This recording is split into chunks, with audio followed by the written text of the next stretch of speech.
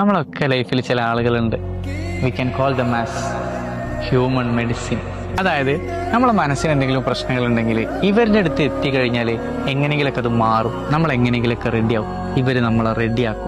ഇവരെന്താ ചെയ്യുന്നത് അല്ലെങ്കിൽ എങ്ങനെയാ റെഡിയാക്കുന്നത് എന്നൊന്നും പലർക്കും അറിയില്ല. പക്ഷെ നമുക്ക് ഒരു കാര്യം ഉറപ്പാ, ഇവരുടെ അടുത്ത് ചെല്ലുന്നത് വരെയുള്ള നമ്മളും തിരികെ വരുന്ന നമ്മളും തമ്മിൽ ഒരുപാട് മാറ്റം ഉണ്ടാവും. ആ മാറ്റത്തിന് കാരണം അവരാണ്.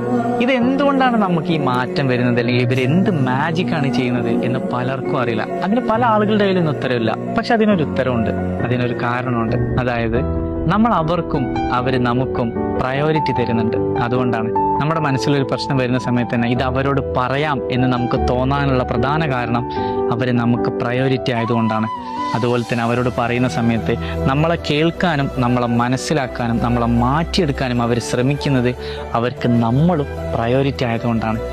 ഒരാൾ നമുക്ക് വേണ്ടി എഫേർട്ട് എടുക്കുന്നുണ്ടെങ്കിൽ അതിൻ്റെ അർത്ഥം അയാൾക്ക് നമ്മൾ ഇമ്പോർട്ടൻ്റ് ആയതുകൊണ്ടാണ്.